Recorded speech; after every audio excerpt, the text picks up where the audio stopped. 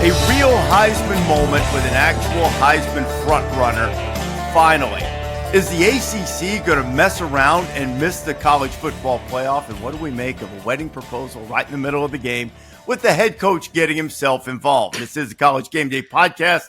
We are on Veterans Day as we record here, so a salute to all of our veterans who've served the country. Rece Davis, Pete Thamel, and Dan Wetzel with you. You know, for a while, Pete, and I know you've seen this on College Football Live, Desmond Howard, exaggerating somewhat to make a point. I think that up to this point in the season, there hasn't really been anybody worthy of the Heisman Trophy. Just engaging in a little bit of fun hyperbole to make the point. And, up until Saturday, I think I agreed with him. There were a lot of really good players, sensational players. Jeremiah Smith, sensational. The quarterbacks have compiled numbers. But there hadn't really been a Heisman moment until Fernando Mendoza led that drive down the field for Indiana to save the perfect season for the Hoosiers, made some spectacular throws, took huge hits. And I thought two things after I saw the catch. Holy cow, that was one of the most amazing catches I've ever seen. Then I think I've watched it 100 times. I'm not so sure it wasn't good in the NFL, let alone in college football. And then I thought, there's your Heisman Trophy leader right now, Fernando Mendoza, leading that drive. Am I off in any way on any of this? So let's start with the drive and the catch.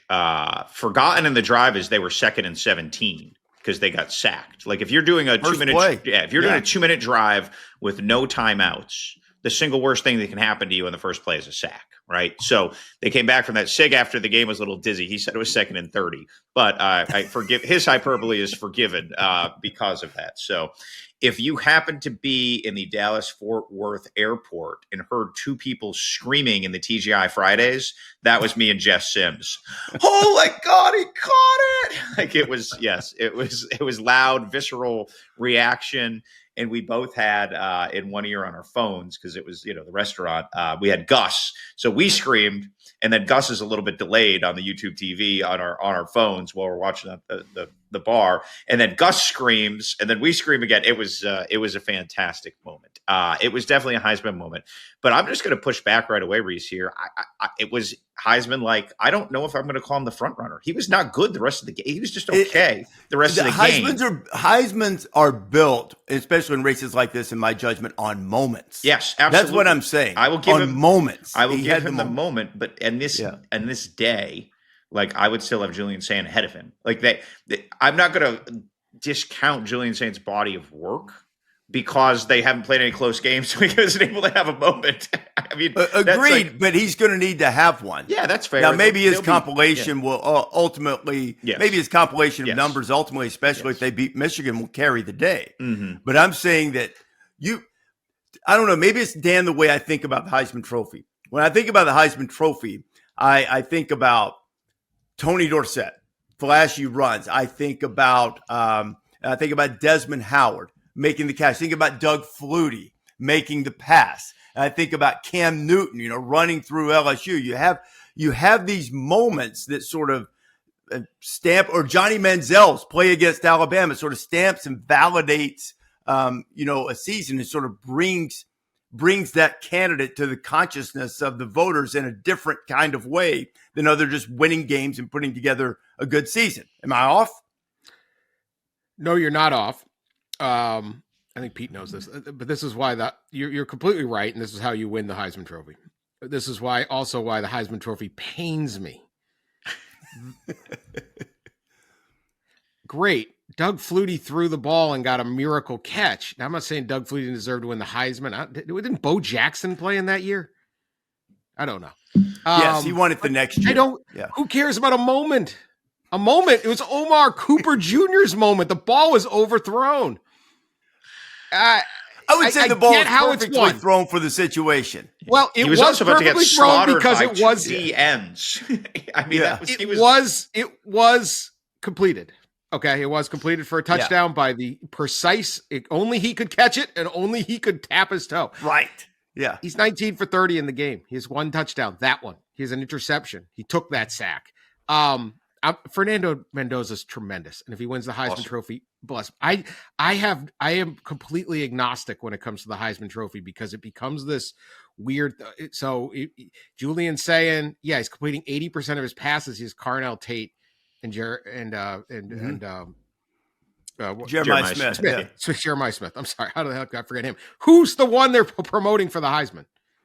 Well, I think they're promoting both because I got emails. Now they're promoting both. And we're going to split the vote. There used to be this the Heisman. It's just like okay, I get it. That's how you win because they have like 40,000 voters, right? Like it's better than a municipal election. I think less people voted the New York City mayor's race. But one thing we're not going to talk about on here. Yeah.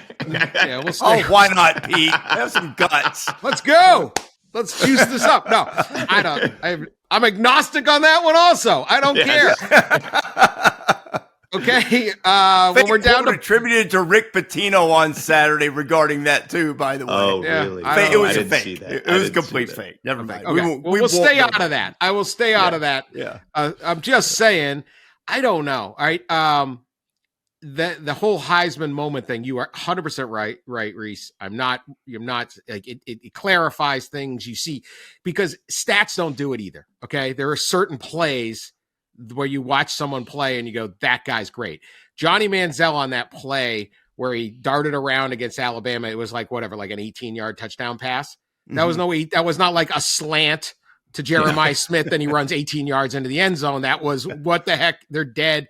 And that was this drive. And I think that's what you're getting to. And what you saw out of Fernando Mendoza and what you saw out of the Indiana Hoosiers was something that we continue to want to see out of any team, let alone Indiana. Backs against the wall. They let this thing get away. They're in a do or die drive. Things aren't going their way, and they delivered. And so I will agree that is something magical about that. Tom Brady didn't always have the best stats, but if it was 3 minutes left of the Super Bowl, who you want? And that's the kind of thing. So I agree there are Heisman moments and there's Heisman drives and all those things. Sometimes I feel like it becomes so arbitrary and you go, well, why does this guy get that attention? Well, everyone was watching that game opposed to this game. So I'm agreeing with you, but it's also why I sit there sometimes and go, this award is just crazy to me. You know what, Dan? And I do think you bring up a good point. From a Heisman context, it was Mendoza's moment. From a play, it was Omar Cooper, who also made another catch on the drive. And Charlie Becker was unbelievable the whole stinking game and on that drive too. And Riley Nowakowski made some big plays on that drive too. This was a team effort to get them down the field. Mendoza, from a Heisman standpoint, is going to reap the benefit. As we broaden this out beyond Heisman and look at the Big Ten, I have a philosophy. When you get to this point in the season, I'm not going to be overly critical of you surviving, especially against a desperate team on the road, a team in Penn State which really had one more chance. Maybe not to make this season right, but to at least to have their moment in the season. So they throw everything in the world at you. They play the way you could arguably say they should have been playing from day one, which we have rarely seen from Penn State this season. And they take Indiana to the absolute brink. Indiana survives. We've gotten to the point in the season where just winning is all that really matters. I do think it's fair to point out and to wonder about Indiana. I think they're really good, but I mean, look, they've reaped the benefits of a pretty easy Big Ten schedule as it has turned out, going by the record. We thought, okay, oh man, they've got to go to Oregon, they've got to go to Penn State. Went to Oregon, passed the test, great win. But then the rest of it sort of hasn't fallen together. Went to Iowa, that's a good win. But they've also played the teams at the bottom of the league. But so is Texas A&M in the SEC. And so when you get these giant leagues, so have a lot of teams who are close to the top of the standings. But I watch Indiana play, and just the way they play, I think that I don't know that I believe they're Ohio State quite, but they're close. I mean, in the right moment, the right situation, they could knock them off, I think. Yeah. couple quick things here. One, you mentioned Charlie Becker. That's one of those comebacks we'll remember for like 10 years, right? Where you were, how it happened. So my favorite little subtle moment was Becker caught the ball on the left sideline. Perfect ball by Mendoza, catches it on the side, to kind of push him in the red zone. The Indiana athletic director, Scott Dolson, is in the shot, and he jumped a 42-inch vertical in celebration of that. Scott Dolson, he's a very staid man. He's a sort of genteel Midwestern guy. I told him he was going to end up at the NFL Combine this year because of his 40 leap. It was just kind of a funny moment. So this was jarring to me. Maybe it shouldn't have been. So I'm going through the standings last night, just doing some research, whatever, and Penn State is 0-6 in the Big Ten. Like that, that was just, again, we know that. That's a fact. It's not like breaking news. Yeah. But just to see that sitting there, I was just like, oh my, like they are 0-6 in the Big Ten. Now, if talk about the NFL Combine, do you think pound for pound, Penn State has more talent 1 to 25 than Indiana? I would say probably yes. Probably. Will Penn State have more players drafted than Indiana? Now, it's a flawed metric, right? It's not that, but I'm not going to look at that Indiana performance and significantly downgrade like what I think of them, because that's always going to be a difficult place to play, right? They are talented. Look, Penn State, give them credit, give Terry Smith credit. Like he got them going, and they had a bit of a stinger, and they played very solid. Indiana is better than they were last year, Rece. That's very clear to me. They're better on the lines. But they are still not in the same talent class as Ohio State and Texas A&M.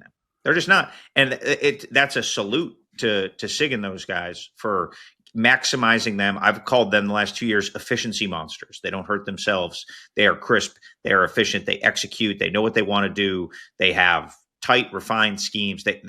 Indiana is very good. But we are going to hit the inflection point again this year, and it's going to be in the Big Ten title game and then in the playoff, where what do they look like? Last year, they faltered against the two teams that played for the national title, right? That was when they, showed their weaknesses. Where will those show up this year? I would think they have a really good chance at a bye, even if they lose the Big Ten title game, right? But whoever loses I would think the winner and the loser of the Big Ten title game both get byes at this point. Is that probably, depending on, I think, what else happens elsewhere. But I think a couple of things to think about. Now, Old Dominion being pretty good might mitigate, and Kennesaw State, might mitigate. 5-0 in Conference USA. Yeah, Let's go, Jerry, man. And I'm not a big fan of separating. I've said this before. The committee should not separate conference, non-conference schedule. Take the 12 or 13 if you play in the conference championship game. Whatever it says in terms of strength of schedule. That'll all be baked in within the conference. And I don't want Indiana fans to misunderstand this. I think they're really good. I still have them number 2. I think they can win the whole thing. But, if you start to split hairs, the teams 1, 2, 3, 4, there are 5 teams in the Big Ten that have either won no games in conference play or only won 1. Indiana's played them all. Now they've also, in fairness, they have also played Iowa, they played Oregon, they played Illinois. Illinois' 500 team in the league. Iowa's 4-2, so they've played some good ones, but they've also played the bottom feeders. But again, as I pointed out, a lot of teams do that. They're sitting close to the top of the rankings. I mean, look at Ohio State. Ohio State played Penn State. They played Wisconsin, who finally got a win, is 1-5. Ohio State's played Purdue. So I think that's why I think, Dan, is kind of interesting. As good as I think these two teams are, and I think Texas A&M is right there with them. We'll talk about them a little bit in a bit. I actually think Texas A&M at number 3 is way closer to being number 1 than they are to be number 4. I think there's a pretty good gap between the top 3 and the next group of teams. But do you have Notre Dame 4, Rece? What now? Do you have Notre Dame 4? Your man crush? I do not. You've got to. It's an art, Pete. See, this is the way it is. It's like putting together a mosaic, Pete. You put together a mosaic, and somebody's eyes might be drawn to one part of the piece of artwork. Another person's might be drawn to a different part as being the standout piece. Dan, that's how you mix the art of watching the game and the data. Notre Dame's data doesn't back them up. But I do think just pure, who do I think would win the game? They would be right there, in one of the top 4 or 5 teams in the country. But their data pulls them down a little bit. That's how you balance it. That's the art of ranking the teams, in my judgment. I think A&M looked great. But I tell you what, man, Michigan's sitting there with a great chance in the Big Ten to earn its way in. USC has a chance to earn its way in and be that fourth Big Ten team in the playoff. There are a couple of Big Ten teams lurking out there that are going to have a chance in these last few weeks of the season, I think. All right. Well, to go to Pete's point, first off, the Indiana win was incredible. You know how it was, because even Signetti was saying it was a great win. And I find him to be incredibly honest. Like they're winning, they're beating someone 28-3, and he comes off the field going, "Our offense isn't very good. We didn't convert that one play." He doesn't, and when he's sitting there saying, "Hey, that's an incredible win," Penn State's got a lot of talent, so we're not gonna. I'm not dinging anybody. You win the games. That's it. Yeah, Indiana and Ohio State are almost assuredly both going to get a bye. Now, I mean, Indiana finishes with Ohio State's got UCLA, Rutgers, and Michigan. Indiana finishes with a pretty weak go. I know they've got Wisconsin and Purdue. Okay, so that's it. The Michigan game is the intriguing one here. But who else would get in there? You need 4 top teams. You're gonna, even if you put 2 SEC teams in, which would take like Georgia winning out, Texas A&M maybe winning, or Bama and A&M both. Okay, it's the team. Here it is. It's highly unlikely. I agree with you guys. I think but you could. That could happen. But you'd still have 2 spots for the Big Ten. Who are you going to put in there as the? Well, I'm saying you get boat raced. You get boat raced in the Big Ten championship game, and you open the door for a third SEC team, somebody that doesn't make maybe because there isn't a lot of wins. Make the SEC championship game. You open the door for Texas Tech. Texas Tech is not going to jump to 4. I don't see it. One Big Ten, 3 SECs are possible, but like all I'm saying is if they get boat raced, I don't think they will. I'm not predicting it. I'm just saying not handing it over just yet. You let them fall to 3 this week, and now all of a sudden you're closer to the cut line. I guess the only way is there's less. This would be the scenario. Indiana and or Ohio State get boat raced in the final. Right. Particularly Indiana, because they don't have the win over Texas. Georgia, Alabama, and A&M all win out. Alabama and A&M meet in the title game. Georgia's sitting there because Georgia would finish with Texas. They would have victories over Ole Miss, Tennessee, Texas, and at Georgia Tech. So they would have a better resume than any of the Big Ten teams. Right now, A&M's beaten one ranked team, Notre Dame. Ohio State's beaten Texas. And Indiana has beaten Oregon. And I don't know if Iowa will still be ranked. Just the way it's broken. Illinois was ranked, but I don't know. They were ranked, but lots of teams were ranked. South Carolina was once like 11th in the country. Yeah. I like the way you did that, Dan, because like A&M people will tell you they've got 3 ranked wins on the road. Well, not anymore. LSU's not ranked anymore. No, they've also got to play 4 teams that fired their coach: LSU, Florida, Auburn, Arkansas. Now not before, but like during the season. So those wins, you go and play who you play, right? But right now, A&M's got to win at Notre Dame. They got to win against Missouri, whatever that's worth, and then they've got everything's broken well. They get Texas at the end. They're fine. They're going to be in. This is why the playoff is good, but it's not like. So I think the only way that it isn't 2 Big Ten, 2 SEC in the top 4 is if there is an absolute shellacking in the Big Ten championship game, or if Michigan beats Ohio State again. Forgive me, Columbus. And Michigan wins the Big Ten then. Something like that. Well, yeah. But I think the most likely scenario is what you say. I don't think there's any question. The most likely is 2-2. That's the most likely and almost certainly what's going to happen. Right. So. Just trying not to give it all away just yet, man. Sorry, I know you got the show every week. You got 5 more weeks, right? I'm sorry. While we're having fun with the hypotheticals, what if Duke wins the ACC? You say, well, that's absurd, Rece Davis. What are you talking about? That's a turnover-prone ball club that has squandered chance after chance after chance. Yet they seem to only squander it in non-conference games. They still have 1 conference loss. They've 4 losses overall. SMU's got 3 losses overall, only 1 in the ACC.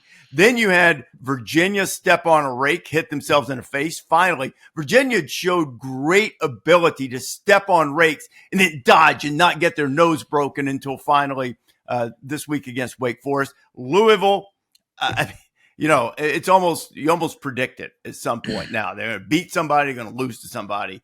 So they've come back to the pack a little bit and then sort of sneaking around the chicken coop. ACC pride on the line with game day there this week. Pittsburgh against Notre Dame. I think that's a huge game. It means nothing for Pittsburgh's chance to get in the playoff. Nothing. They just have to win the ACC. They have to find a way to get into the ACC championship game and then actually win it. But what the importance is for the conference is that the conference desperately needs a win like that in order to elevate whoever emerges from this mess. Now, if it's Miami, somehow they're going to be fine. If it's Duke or maybe even SMU or maybe even Pittsburgh with a loss to Notre Dame, that's going to be a problem for the ACC potentially with depending on who wins the American and James Madison. What about that? About that? That is interesting. Before I dive down your hypothetical rabbit hole, I want to ask you, Rece, are you going to remind the crowd at Pitt who picked Pitt to make the playoff before the season? Probably not. Because when you lose, say little. When you win, say less. And I haven't won yet in Pitt. I was approached a couple of weeks ago, which made me more reticent to include them on the AP ballot, which I did not until yesterday. And that was only because teams have fallen behind them by losing over the weekend. But I responded to the plea to include them on the ballot. You guys could just back me up and get to the playoff and win the ACC. You could do that. I said, then you won't care who ranks you or not. Yeah. But anyway, if they Notre Dame doesn't matter as much, but if they beat Georgia Tech on the road, plausible. Miami at home, we see Miami drop one of those cold weather games every year. It feels like they're an interesting playoff case because since they inserted Mason Heinschel at quarterback, they have completely changed their paradigm. Like that has completely changed. Pitt's offense. It is supercharged them. They are now 5-0 with Mason Heinschel at quarterback. You'll appreciate this, Dan. He is a 3-star who had 1 Power 5 offer from like rural Toledo area, and he's been one of the revelations of the entire season. As for the rest of the ACC, it is a tar pit, not including the Tar Heels. We now have 5 one-loss teams, and the 2 probable best teams are Louisville at 4-2 and Miami at 3-2 in terms of talent. Georgia Tech is excellent at 8-1, and they have not beaten anybody of particular heft. I guess in this world we don't consider Clemson of particular heft anymore. But I was gonna say, Pete, the most talented team in the ACC has 4 conference losses. Nope, it's very fair. That's very fair. That is an enigma wrapped in a riddle and a mystery, and there will be. Thank you, Mr. Churchill. Yes, there will be many an off-season feature about Dabo trying to fix his vexing problem because it just didn't fire there this year for some reason. I don't think this happens with the ACC. I do like to hear James Madison get a little love because.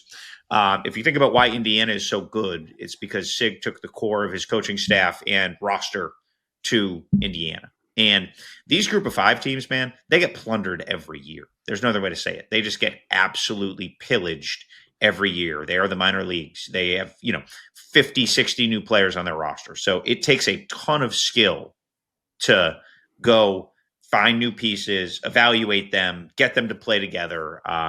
Those jobs have never been harder. Bob Chesney's done an excellent job there. And there's no guarantees he's going to go roll and win the Sun Belt. Southern Miss is very good. There's other, there's challenges along the way. But to think about D'Angelo Pons and Aiden Fisher and Kamara all playing at James Madison. I mean, gosh, that's, hats off to the evaluation out of high school and the development of all of them. So I am not rooting for ACC chaos, but the ACC does have a penchant for cannibalization, and we have seen that this year. So, I don't think James Madison's going to have enough, but unbelievable job by Bob Chesney. I don't know if there's just enough on the schedule to get above maybe if it's 8-4 Duke, we'll see. But my guess is no. I mean, they did lose. Their one loss is at Louisville, which is obviously an ACC team that everyone would have finished. Let me say this about the ACC. First off, Clemson and Florida State should feel even more shame today than ever. Okay, because I mean, how are you not even in this? I mean, even Belichick's winning games now. Like, I mean, this is come on now. Like, as bad as it is, like, you could kind of be like, well, man, SMU is really good last year. I mean, what are we doing? Like, you're also rans in this league. Shameful, absolutely shameful. No, this is going to be fun. And are any of these teams going to win the national title? Or any of these? No, this is what the 12-team playoff with the auto bids does. The ACC would have been finished a month ago. Okay, a lot of these leagues would be done a month ago. We used to have like most of the country would be finished middle of October. There's a race. I don't know who's going to win this thing. Yeah. It's a total free for all, but it's fun. And for these schools, it's a great opportunity to win the league and make the playoff, not make it to the go lose $2 million on empty seats at the Fiesta Bowl, but actually make the playoff. And it's fun. Maybe it's Pitt. Maybe it's Georgia Tech. Maybe Virginia rallies and gets this done. The weird Virginia with only one league loss, but they lost to 2 ACC teams. Okay, make it make sense. Yeah. It's like, and I thought the Big Ten having 18 teams was the weirdest math. That's the weirdest math. So what do we got here? It's fun. This is going to be a fun sprint in the last 3 weeks. This is what the playoff does to all parts of the country, all parts of the league. I don't think any of these teams are particularly great, but somebody's going to, at the end, win and get a playoff bid. And it's like when you watch the week before March Madness, and Pete and I used to cover the Metro Atlantic Championship all the time. And man, they're storming some, Civic Center in Albany, and yeah, man, Marist, we're in, Marist beats Siena or something. And it's great. And they have their night. And that's what this league is going to do. They want more than that. I get it.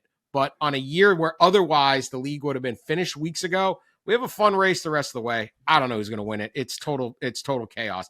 Maybe it's Duke. Quick shout out to Jim Mora Jr. and UConn. They're 7-2. Yeah. Okay. Yeah. You can't win as an independent in New England. UMass they can't score 2 touchdowns in the MAC. UConn just beating the hell out of everyone. UConn has more ACC victories the last 2 years than Florida State. Wow. Should you explain New England United to Rece? Well, I used to propose that UConn and UMass were hopeless, and therefore they should, like, when you have like like a lot of times like hockey teams in high school doesn't have enough hockey players, so they form a united team, like they'll put 2 towns together, especially small towns. So I propose New England United, UMass and UConn together, and maybe we could form a team there that could do something. Meet like Agawam or something. Yeah, practice like a parking lot in Holyoke, like just a couple fans. No, UConn is doing it without it. They're like, you don't need UMass. There's no need for you New England United anymore. UConn is win women's basketball title, men's basketball. Oh, you throw us out of all your leagues or whatever. Nobody wants us. Boom, 7-2. We're the ACC champs. They're the ACC champs.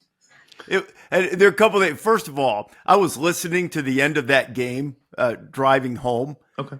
The other night. It was loud at the They had 30-something thousand there. It was packed. It was loud as Mensa was trying to lead that late drive. And when they got the 2-point conversion, make it a 3-point game, you could hear the energy coming through. I hate to do this to UConn people, but all these places looking for coaches, you could do a lot worse than trying to get that guy, Jim Mora, and you probably will.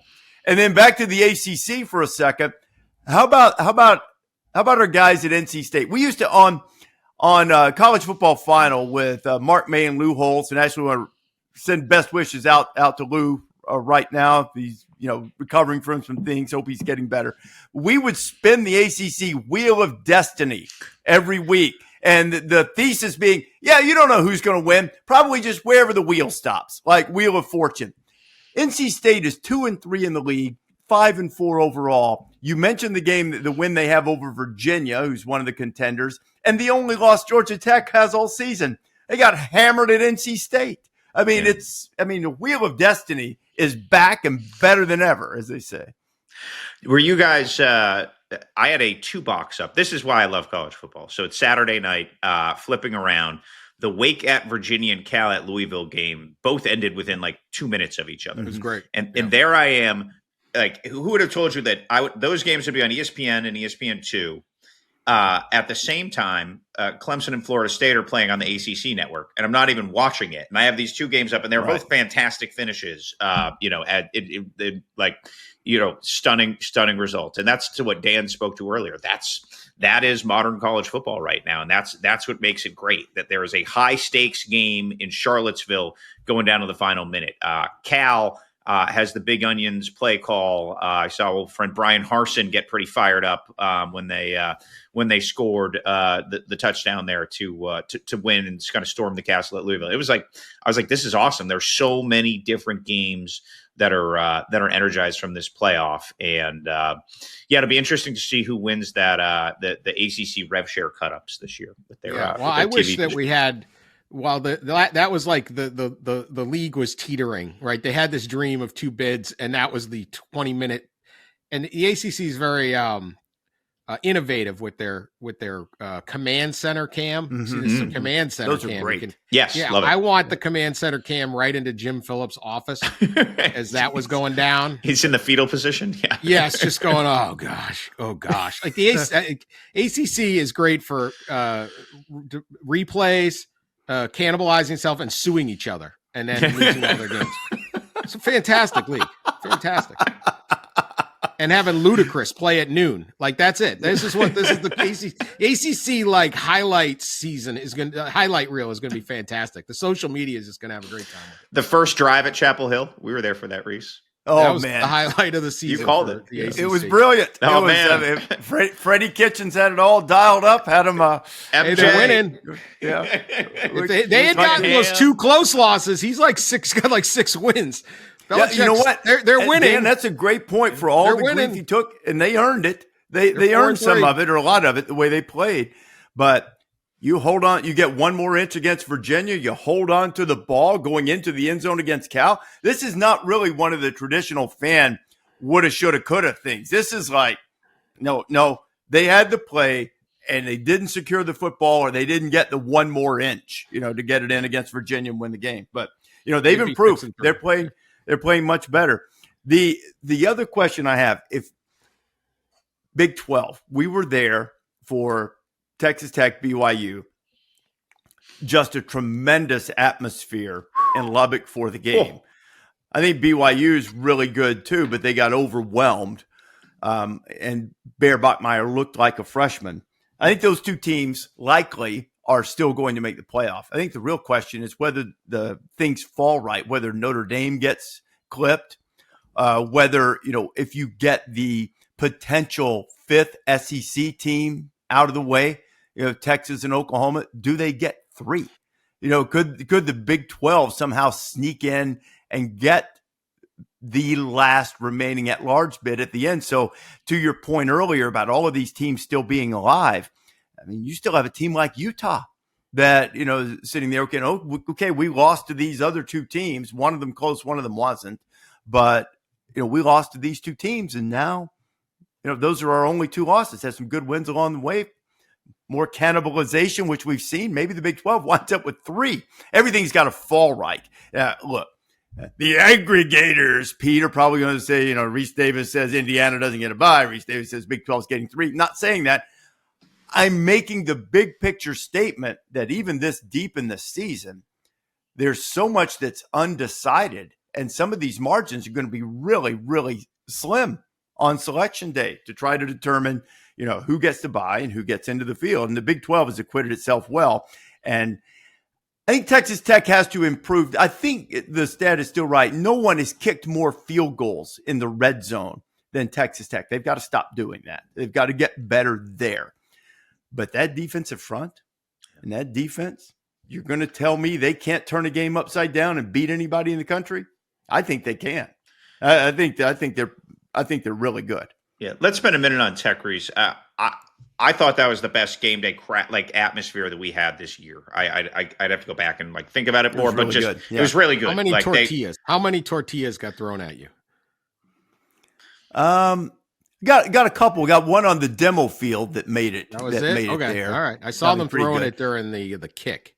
The McAfee kick. All right. Yeah, they were camped out for both the game and game day since Monday, Dan. I'd never seen anything like it. We went to practice Friday morning, and it felt like it was the day of the game. It was like pre-dawn darkness, and there were hundreds and hundreds of kids all like camped out. One of their wide receivers actually played a country music concert to the people in line. It took Joey McGuire one night an hour and 15 minutes to get to his truck to leave the office because he stopped and took pictures inside. I mean, it was a thing, man. That was as much passion and fire. But forget all that if the team's not any good, right? Like we went to practice, obviously, and we're at the game. That they look like an SEC team up front. Like there's no other way to say it. I wonder how much their red zone issues, Rece, are tied to Baron Morton not being able to run the ball as much as because he's been dealing with the leg injuries. So, but that is certainly they are not perfect, but they are well equipped to be ranked where they are. It's not fluky. They're not spreading you out and doing it. No, they Max Olson had a great story. They spent $7 million in the portal on defensive line alone. That's like a low end ACC's entire team budget, right? Mm-hmm. Like, you know what I mean? The teams that aren't like bowed up for NIL. And David Bailey's contract is going to get up to $3 million, Max reported.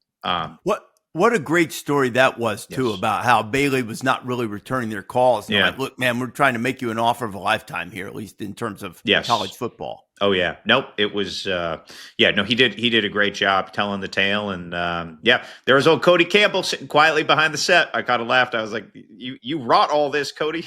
But like, as Nick Saban has famously said, if you pay the wrong players, you're in trouble, right? I think Nick. That's paraphrasing. Nick has more liberty to curse than me, so I'm gonna let him. Say it like he does. But they clearly have a refined evaluation system, and they look every bit of it. So here's the thing with Big 12. I think how do you get 2 in, right? Obviously, BYU comes back and wins. Could Texas Tech stay in there? Possibly. I think Texas Tech is just a terrible matchup for BYU, but we'll see what happens if they get him again. Yeah. Utah is sitting there ahead of Vandy, which I think we're going to get to, like how many SEC teams get in and all that. But Vandy hasn't really beaten anybody and may not have a ranked win by the end of the season either. And Utah would have probably a little better resume. They would kind of go head to head, but would you be able to put Utah with 2 losses in over a BYU team with 2 losses when BYU beat Utah head up? So that they almost like work against themselves in the committee room. And when they decide this and say, forget it, we'll throw them both out and put like another SEC team in. But I think that's kind of their problem with the Big 12 getting 2 in. You need BYU or potentially Cincinnati, somebody go in and beat Texas Tech, but then people still believe in Texas Tech enough with 2 losses.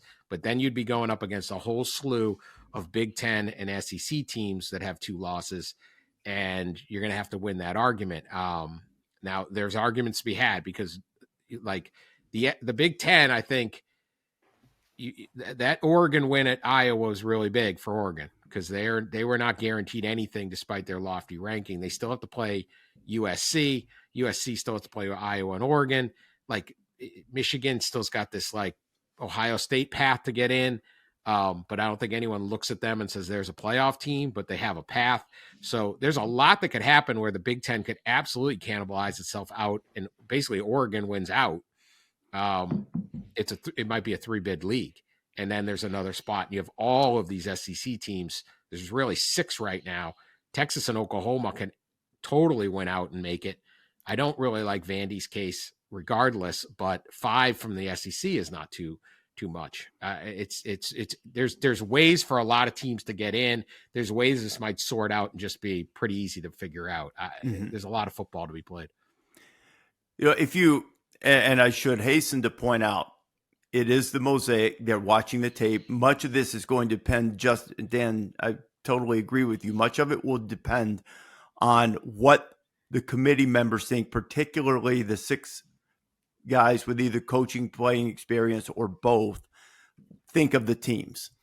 But strictly from a resume and data standpoint. And while the strength of record on ESPN is very likely similar to what they have in the committee room, it's not, they are not taking from it. There is not one universal strength of record metric.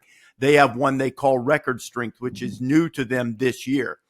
If it is reflective of what ESPN's strength of record says, BYU, Texas Tech, maybe not appreciably different, but they are ranked ahead of Texas, Oklahoma, Vanderbilt in terms of strength of record right now as we sit. They are behind, the big four, so to speak, of the SEC right now, but they're ahead of the others.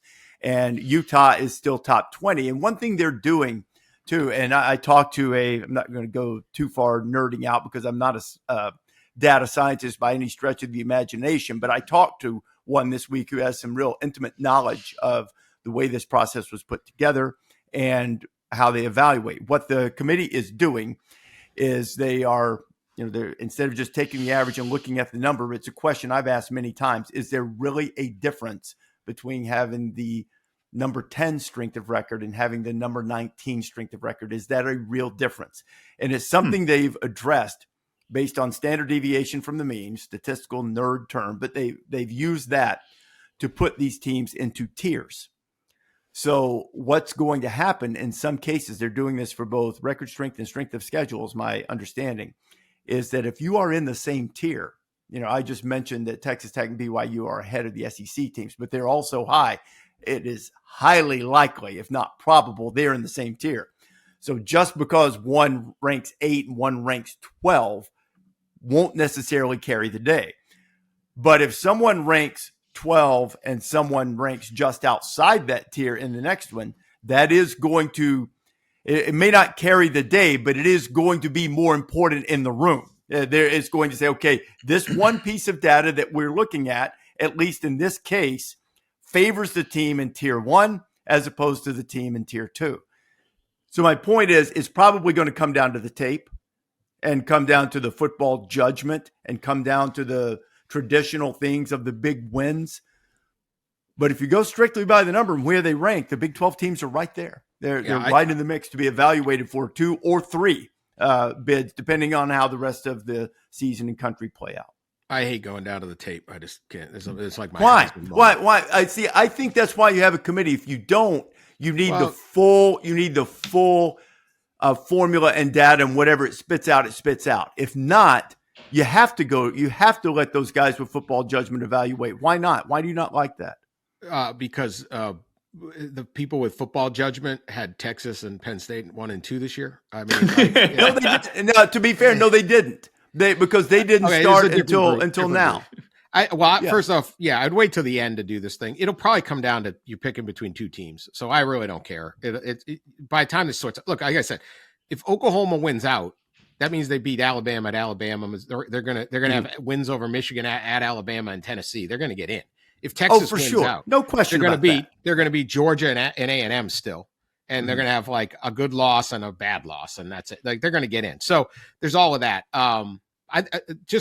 Another one. Miami, Florida still has a case here. Like they have 2 from the ACC. They may not. That's the ACC's best bet if they beat Pitt, because they would have wins over Notre Dame, USF, which is good, and Pitt. So there would be some opportunities there that I think like a Vanderbilt doesn't have, and I just don't really like Vanderbilt's argument or anything like that. But yeah, the football judgment guys, we know. I would prefer one computer formula and we just go with that, and everyone knows what it is. Isn't that what hockey does, Dan? Hockey does it. Lots of Division III sports do it. Yeah, hockey. Now it's a little tougher. You got less games and all that, but hockey has a thing called pairwise. NCAA hockey works perfect. People, they celebrate at the end of the night based on where they go up and down. It's not apples to apples, but you could do something. But they're not going to do that, right? This is college football. We hate learning anything. We don't like computers. Okay, we need some guy, named Bubba, who once was a D-line coach. He knows ball. I mean, I don't know. We can figure it out. This is all going to sort itself out. Okay. Right. If there's one thing I can say about this, do not expand this stupid playoff. And I don't think they're going to. It's coming up. They still want to. 12 is plenty this year. Agreed. Let this thing cook for 4 or 5 years and then say, boy, last year, what was the big problem? Alabama didn't get in. Well, they lost to 2 6-6 teams. Okay. They got all up in their feelings. Everyone went crazy. We better expand the playoff. No, this year, I don't know that we're going to be sitting there going, well, I don't know. What do you want? We don't should Utah get in or not, or this? I don't think we're missing anything. You have 12, so you don't cheat number 9. That's what it's not about getting 12 good ones. It's about making sure 9 isn't.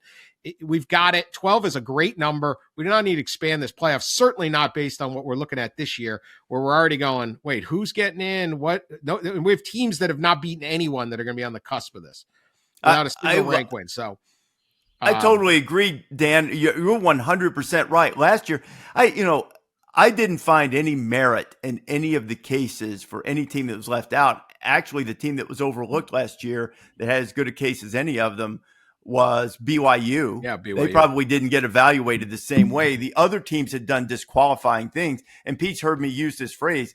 We wound up with the last couple of teams getting in the playoff. And even, look, all due respect to Indiana, you could make the argument based on their schedule last year that Indiana and SMU basically were less objectionable and had done fewer disqualifying type things like the ones you mentioned, and they got in. We've got enough. There are enough teams in this playoff, Pete, for sure. Do not screw this playoff up, please. Like, you guys like screwing everything in this sport up, like expanding to 18 teams and doing this. And please, can we just stick to this for a little while, please? It's very interesting. I'm focusing this on my world a little bit and how I have to look at it for my job. The race to get to 12 has completely trampled the expectations of coaches and what they're supposed to do. People lose 3 games and these programs are going out of their mind because they're probably not going to make the playoff. So it's very interesting that if we sit at 12, which of the power conference teams is what, about 10, 12% teams get in, something like that? No. It was 136 teams. Well, no, of a power. So like, the power is 65 or whatever. 11 of the 65 are getting in. Yeah, they're getting in. So compared to that, NFL and whatever, it's like half, right? So everybody's firing their coach because they're not making the playoff. I mean, literally everybody, right? It's like so it's interesting that the behavior has become professionalized, like how the organizations are operating has become professionalized. There's $20 million budgets and there's expectations, and yet the postseason mechanism doesn't match that. And I'm not saying, yay, go expand the playoff, but Dabo brought this up last week. It's just a very interesting dichotomy right now where the sport sits, how much is weighted toward the postseason, which is just simply like difficult to make. Like, you have to be pretty elite to make the college football playoff. And I like that there is that element of, it used to be you have to be perfect, right? That was always one of the great, undercurrents of the sport. You couldn't step on a rake on the road at West Virginia one week. You couldn't do that. Now you can, but there's still a very high threshold. And I think one of the interesting things facing the sport in that conversation right now is, do you want to keep that? How high do you want to keep that threshold in order to keep going? Tony Petitti clearly doesn't want to keep it, where it is right now. He wants, No, we do not need a 2018 playoff this year. Okay. Like, is anyone sitting around here right now, middle of November, going, boy, I really wish we had the 2018 playoff? Do we really need 6 Big Ten and SEC teams in the playoff? No. Okay, like, let's see. If Texas and Oklahoma went out, then maybe, go prove it. Like, we want something to watch right now. We want the ACC race to be really interesting. We want, this is still a compelling theater. There is a tipping point, and the 12 is the tipping point. It might even been less than 12, but we're at 12. Do not go above this. Like, these harebrained ideas where everybody gets in. And if coaches think, if you have a 2018 playoff, and you think you're safe because you got in the playoff, you won't.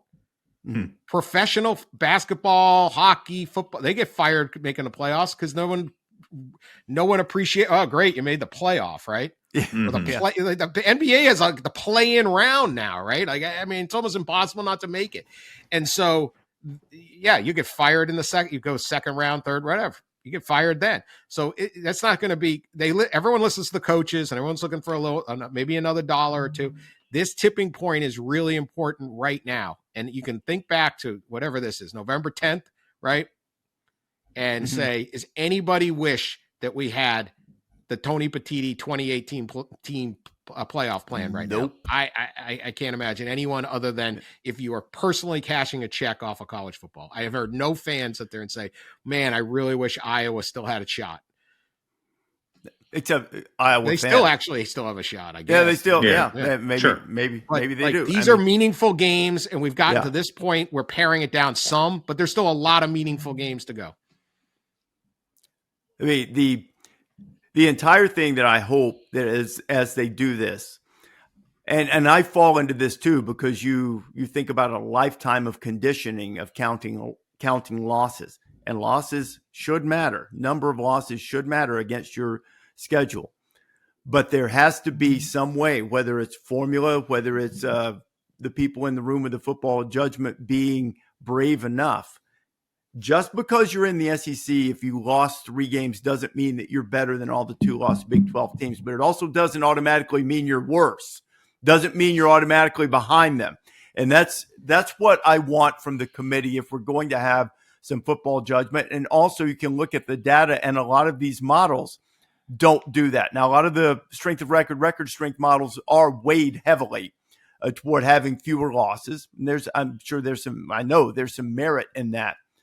But you have to be able to differentiate some, because if you don't, then sooner or later you are going to wind up with what Dan's talking about. And I don't think that's good for the sport at all. We don't need that. But how we'll get there is if you start incentivizing playing lighter schedules outside the conference, and then you get the good fortune of your in-conference schedule being lighter. I made the statement earlier, I think A&M's closer to the best team in the country than the 4th best team, but A&M's also played, if they wind up in a tie and it gets down to the opponent's record in the SEC, they're hosts. They're not getting in the SEC championship game. Actually, that might help them. But my point is they wouldn't have a chance to play for it in all likelihood because why? Because they've played, their schedule has been favorable in terms of record. Now LSU fell apart. I got that. Auburn has grossly underachieved, up to this point in the season. So, I get that. There are some good teams that fell on hard times. It's like the Oregon-Penn State thing. That was a hard game the night they played. That's a good win the night that Oregon got it for sure. And then things got sideways. Things change. Committee needs to be able to account for that. Hey, before we move into coaching carousel, can I shout out a player right quick? Just please. Something that probably went under the radar. Jeremiah Smith is the best player probably in college football. You know who might be as good as Jeremiah Smith? And I don't say this lightly. Cam Coleman at Auburn. Let me tell you something, man. If you wind up someday, well, I guess Cam's a sophomore, so I guess, and so is Jeremiah. So, okay. So next year in the draft, man, you want Jeremiah Smith, and I would too. Love that guy. Unbelievable. Clearly the guy you take first. If you're looking for a wide receiver and you wind up with Cam Coleman, you're good. Yeah. You are good. Yeah. I mean, those 2 catches he made against Vanderbilt, spectacular. Auburn is either going to have to pony up with the new coach, and I mean pony up and deliver a quarterback, or that dude is going to get paid someplace next year because he is amazing. He's a fantastic player. So the 2026 draft, the upcoming draft, Pittsburgh, right, Rece? Is that where we'll be? I think so. Anyway, it's like a scouting trip. Here we go. For the draft. There we go. Let's find a good Italian restaurant. I actually am not locked in on that, Pete. So you're probably right. I think it's Pittsburgh. It might be. I'll look right now while you're make your point. Anyway, I'll the make sure. 2026 draft is a bad draft. It's not a very good draft. This is not a great draft class. Quarterbacks, there's not a guy you're like, oh my God, that guy's the number 1 pick in this upcoming draft, right? Like Fernando Mendoza is at the likely number 1 pick, but this is not a overwhelming year of talent. The 2027 draft is going to be like an all-timer draft. You already talked about the receivers. There's going to be a flurry of quarterbacks. Like that is just tuck that away for whatever it is. But that's the kind of draft where teams are trading back into because it is going to be wildly flush with talent. Like evaluators are licking their chops for 27. And really, it starts with those receivers, right? You can throw Ryan Williams in there. You can throw, there's a bunch of really, really talented receivers, and there's other position groups too. So anyway, just a little nugget, little food for thought on that. So who's getting fired next? Who's going to ruin your day next? Yeah. Well, I would think obviously Mike Norvell is squarely in the crosshairs. I think he's 2-12 in the ACC in his last 14 games. That happen? Right. So Happen? that speaks for itself in that realm. And then as we go down some of these conference races, I think there are some coaches that need to show a little bit of mettle, right? I think Dave Aranda at Baylor is in that mode. Things have free fallen quickly on Mike Loxley at Maryland. That job's on the radar after they got trounced at Rutgers over the weekend. And there may be one or two others that have popped up. There's been a lot of speculation about Jonathan Smith at Michigan State. They're also winless in the Big Ten. We were talking about Penn State, but before then, Jonathan Smith's obviously an excellent coach, but it hasn't worked. It hasn't worked up there. So it's we're still going to have a few more busy Sundays before this is all said and done. Grateful for a quiet one yesterday, though.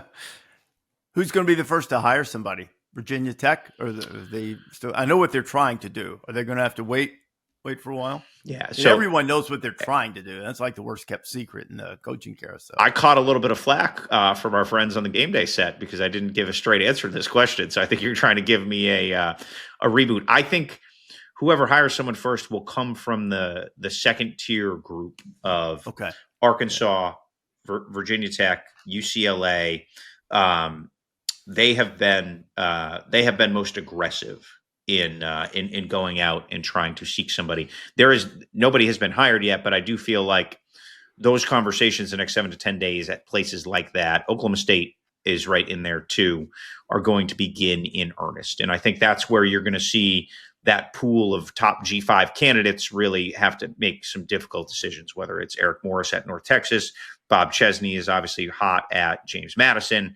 You've got Golish. Summerall is probably in a little bit of a different category because he's going to be on the second tier, maybe top tier of some of those top 4 jobs that are like the national championship type jobs. I'm forgetting one other. Ryan Silverfield. Ryan Silverfield is obviously, he broaches both categories. He broaches both categories too. So it's a fascinating chess, musical chairs, whatever you want to call it. I've never quite seen a carousel like this. Like talking to some of the candidates, they're like, I could actually just talk to other schools all day and not coach my team. So I have some empathy for these guys trying to win league titles, trying to make playoff pushes, trying to, bring the team that's busted their tail for them. And, they're talking to schools at 11 at night. Because they don't want it to distract from them. So those guys are on a high wire act right now. Coaches transfer portal. They should have that. That would be great. Oh, they have it. Yeah. You want to talk about something with no guardrails? That'd be the coaching transfer my goodness! portal. My player's agent is talking to another school right now. Gee, what's your agent doing, Coach? What's your agent? There are guardrails, Rece. They just involve being able to buy an extra beach house when you get fired. There's no guardrails on the coach. Coach's transfer portal has no guardrails, and no one feels bad about it at all. Hey, Dan, how do you feel about wedding proposals on the field, middle of the game, like we saw at Ole Miss? Ole Miss is Citadel. There. Now, what does it say about your proposal if you're doing it against the Citadel as opposed that's to the problem doing it here. Mississippi State? That's the problem. Come on now, you got to do better than the Citadel game. But and this is a fan, right? I remember there's been a few player ones. Famously, a Florida State player did it after they lost to Jacksonville State.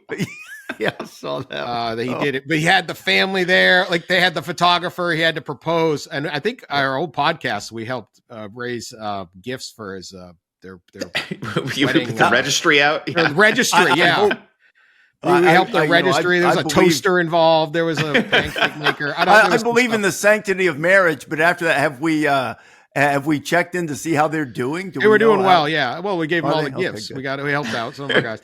They had enough. Now. I'm forgetting the names. I'm sure it's going great. The Citadel, Ole Miss Citadel, but there was an elaborate thing, right? He was down going to kick. Like they put some planning into it. Was he a student? Was it after? No, he's a former pole vaulter for the Rebels. Well, then what else you need? I mean, he probably had 50 women trying. I mean, if you're a former Ole Miss pole vaulter, there's just the options are unlimited. And then Lane comes in and like takes a photo. Is Lane there? Does Lane come to the wedding? Old Lane would have. This Lane, no. Boring Lane. Boring Lane won't come. But old Lane would have definitely come. Might have smiled at a bridesmaid. It would have been a whole thing, But this time, not so much. Nothing mortifies Kate Thamel more than proposals at sporting events. Like that is like just absolutely mortifies her. Where did you propose, Pete? In my kitchen. Did you, it was very, very similar to mine. Please tell me in the middle of the proposal that you didn't take a call about, a wide receivers coach at a MAC school. I did not in the middle of the proposal. That is correct. Long snapper. He was parsing his language there. Not in the middle of the proposal. Yeah. Hold on. I need to tweet sources. Buffalo long snapper has just entered the portal. Yeah. Now back to this. The lovely. So Mrs. we eloped. It was during COVID. We were down in Florida, and we didn't tell a lot of people other than our immediate family. And I was chided on my old podcast because the wedding was at like 5, so we were just like sitting on the beach all day. We didn't have anything to do. We didn't have anybody there, and I may have broken like a strength coach hire like 3 hours before the ceremony, and then I just got obliterated for that. It was a whole. I think we might have done the whole episode on that, Pete. I think. We're like, please, no. I went from South Florida to K-State, and there was I think Penn State hired Purdue's defensive backs coach that day too. I don't know. Somebody called. I was like, all right, sure. I mean, sure, post it.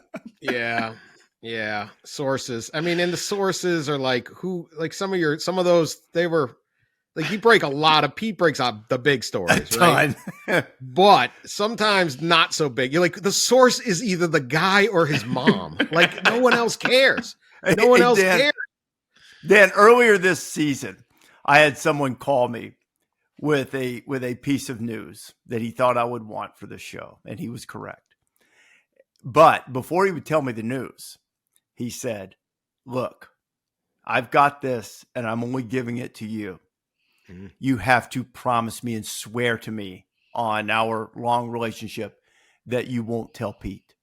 He said, I can't have this out, before a certain time. So I said, I will agree to these conditions because of our long-standing relationship. I said, but I want to tell you something right now. And I said, I want this to be understood fully.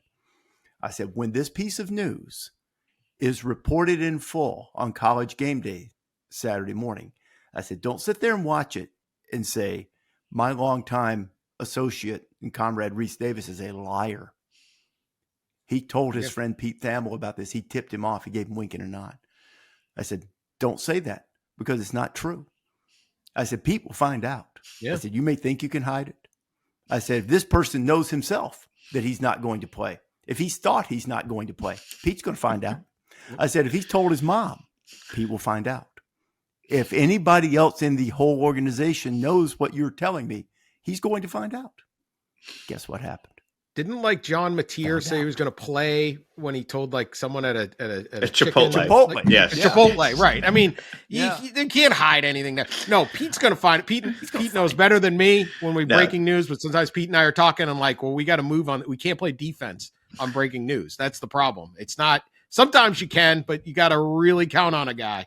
Yeah, but once it gets out there, it could be the Chipotle, the guac guy. That Chipotle kid, man, that kid's after my job. Like that kid. Chipotle guy in Norman knows a lot. Yeah. And the Oklahoma school paper found the kid. They went and they found the tortilla presser, and he told them what Mateer said. And then Mateer confirmed later that he did do it. So. If you told me John Mateer's health information, it comes from one of two places, Pete or the Chipotle tortilla presser. No offense, Pete, but I'm going to think that the tortilla guy probably had direct, first person source right there. He was all right. No, that he did good work. And I mean, you'll do anything to curry favor with that guy because he's in charge of how much chicken's going, so much steak. He may give you that scoop and a half. He may give you that little half extra scoop. Like you gotta work your Chipotle guys. Very valuable people. Yeah. I'd love to see how many sources in Pete's phone. Chipotle guy Norman. Chipotle guy. You better Tuscaloosa. step it up. Step it up. All the athletes eat at Chipotle. We do know that. Everyone all eats love at Chipotle. Chipotle. I love Chipotle. And why? Well, they're not a sponsor of this podcast yet, so let's give some love to Qdoba and Moe's also. But Chipotle is good. If you want to sponsor, go ahead, and we'll only eat at Chipotle. Anyway, that's the way this goes. Thanks for listening to the College Game Day Podcast. A lot of fun, guys. Always great. Please download this wherever you prefer to get your podcast or subscribe and never miss